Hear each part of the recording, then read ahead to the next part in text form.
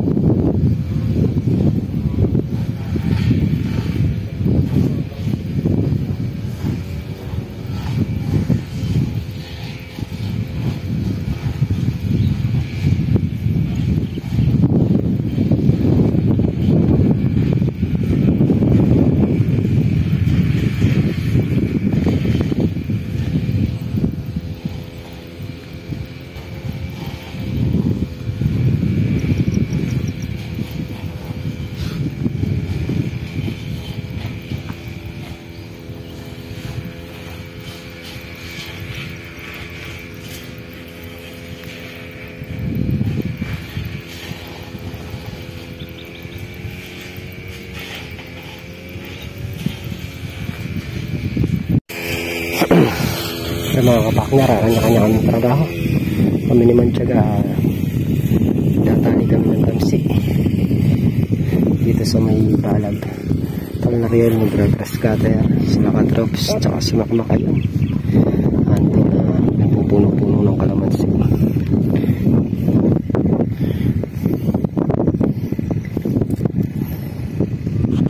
A few moments later. Mga kapakner, nakasadsad na kami tigisan ni Manman. Dito naman siya, ako dito naman sa kabila.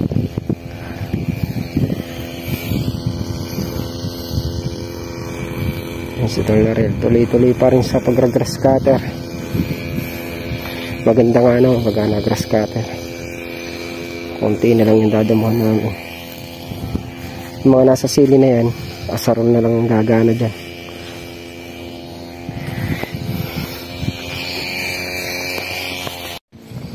Yan, at dito na tayo mga kapakners. Pumunta tayo doon. A few moments later. Mga kapakner, sadsad naman kami ng tudling.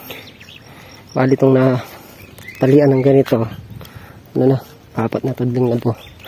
Diretso.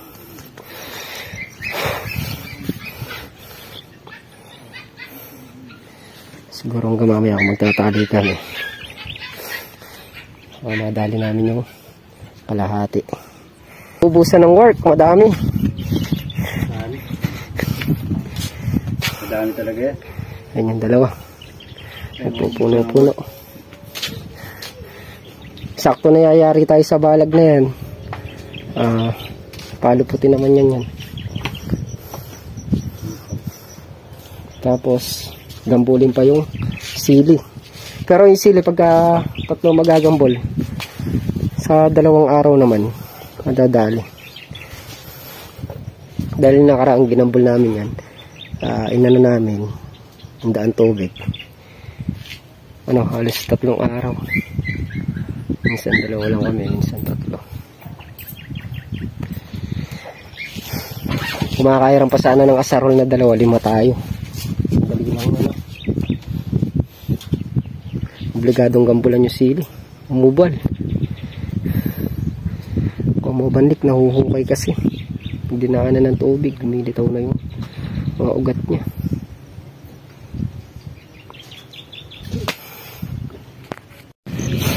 Yung mga kapakner, nakasadsad naman ako ng tudling. Bali, naka 2 tudling ulit tayo. Tapos yung kay Mantiaga, pangalawang tudling na rin. 1, 2, 3, 4, 5, 6, 7, 8. Nasabsad ni Mantiaga to, 8 tudling na. Ako, hihinto muna ako tali ng tamsi. Gagampulan ko muna yung sili dun para medyo maganda ng tanawin. Kalnarial naman ayun, nag-grass cutter pa rin sa dulo.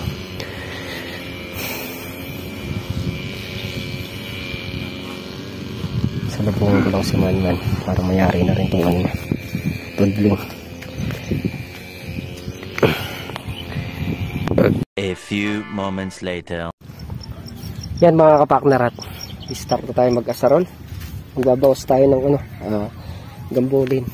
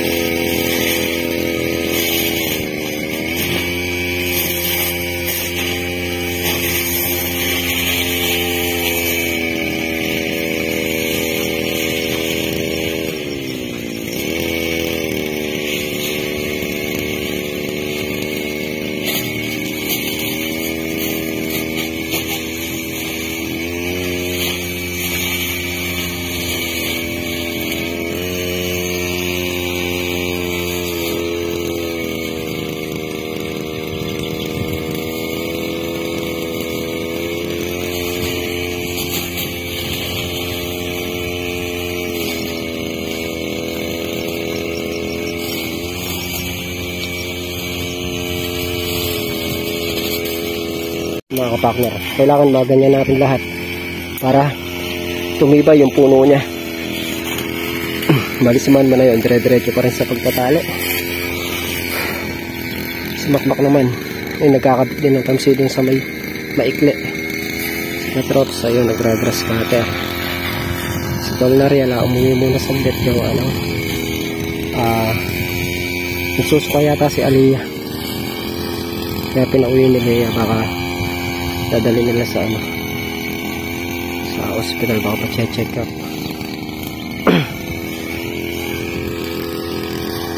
Yung paggampol natin, diretso on na rin. Diretso damo na.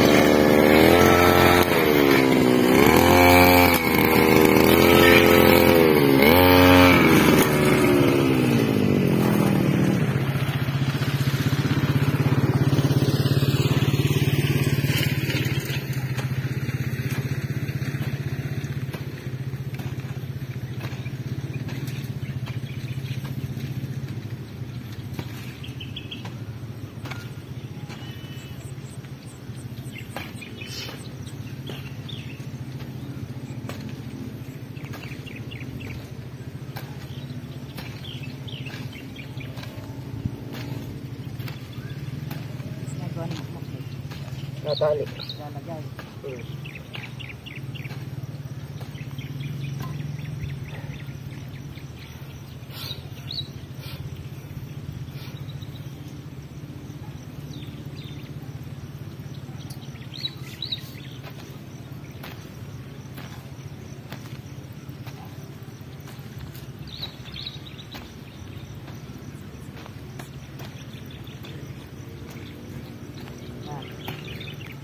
Mana?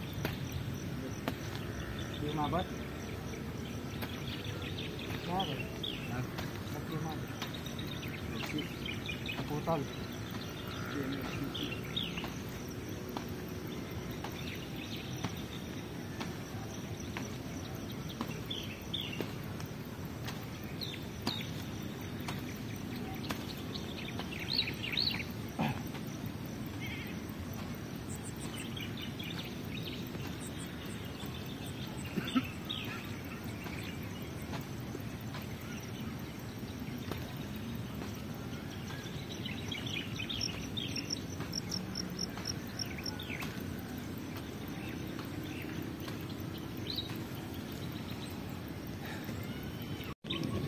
Yung mga kapakner Ituan na natin yung pag-aasarol. Gawa ng pakakalabaw din pala ni Katrops yan. Magiging ganyan din yung style niya pag nakakalabaw.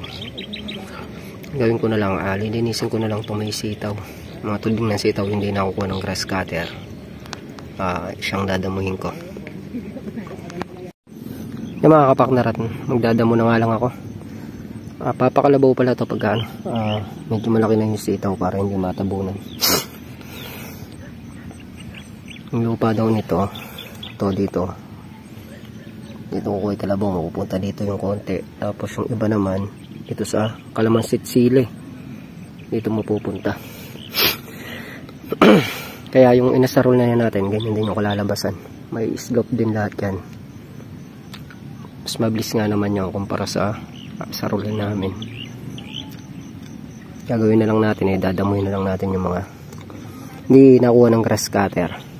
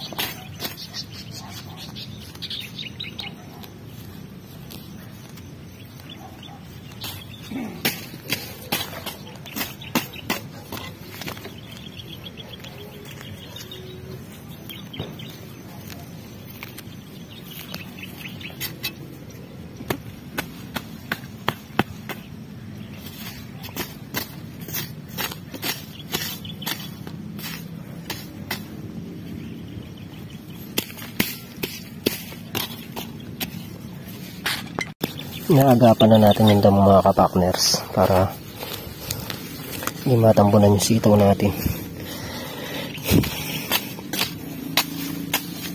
Pag medyo malaki na yan, medyo mabilis na damuhin yan. Nakikita na kasi natin yung ano niya, puno ng sitaw.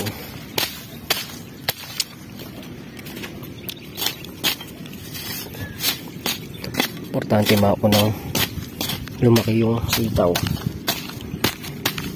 kaysa sa damo, kaya dapat ganyan pa lang yung damo, na-agad na.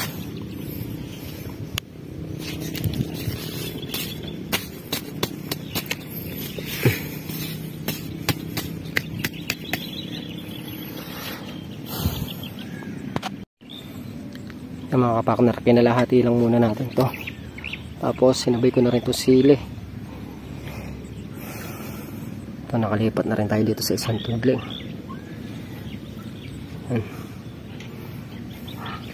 Yan na lang mga kapakner, at makakasadsad na tayo sa dalawang block na lang.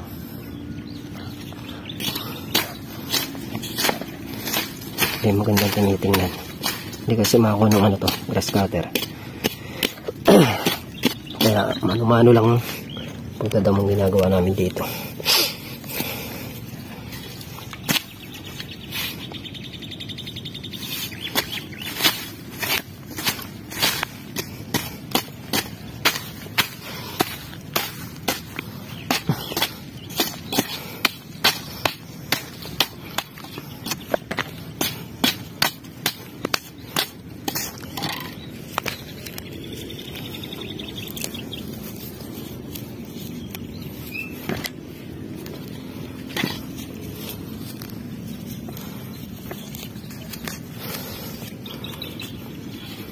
Sa is na rin ng gabi.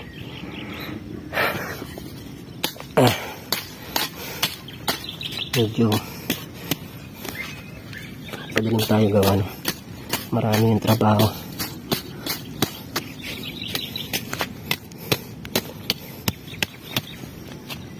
Trabaho na yun habang tumatagal, padami ng padami.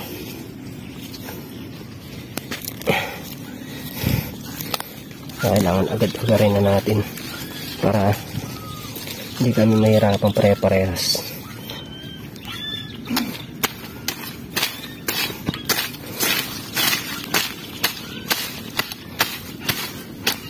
Bagay ang trabaho naman kasi pag pinagtulungan, mabilis lang din mayari basta tulong-tulong.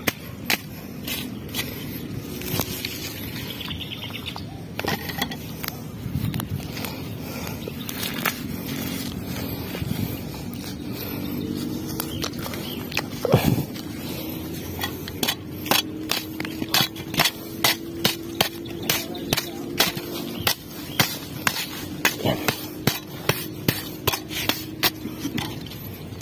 Tingin na lang.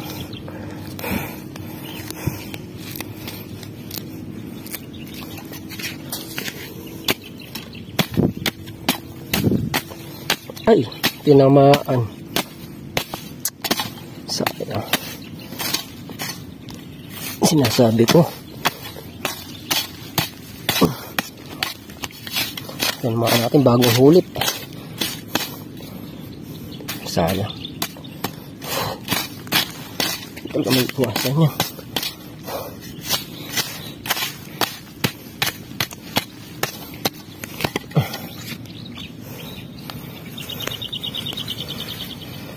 Gano'n ko pa kaingat talaga. Tatamaan na tatamaan.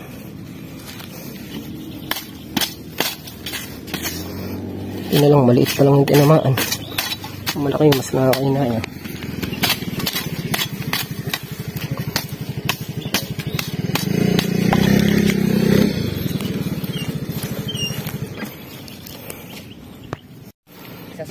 Kaya mga kapakner, at nakasadsad na tayo. Yan yan yung ating natrabaho. Ito malinis na ito din. Kaya nakapag ano pa tayo, tamsik. Tabi na namin yung gamit. Oras na, 6 na mahigit. Bukas naman ulit mga kapakner.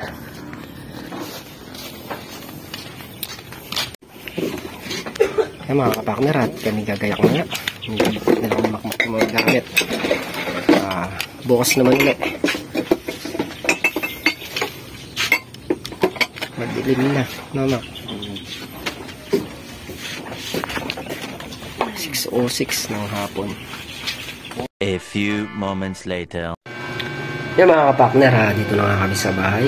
Bali, nagawa natin yung araw Nakapagtali tayong tamse, nakapagpalupot pa. Tapos nakapagdamo tayong konti. Tsaka asarol. Hindi na natin tinuloy yung asarol. Pabibiyak din naman pala sa kalabaw. Para ma-slop yung sa sitaw at sa sili. Hinihintay lang lumaki yung mga hinulip. Gawa ng pagka biniyak ngayon yun, matatabunan yung mga bagong hulip. At yan mga kapakner, muli, thank you po sa patuloy niyong suporta. Hanggang dito na lang aming simpleng video. Lagi po kayo mag-iingatan. God bless. Bye-bye.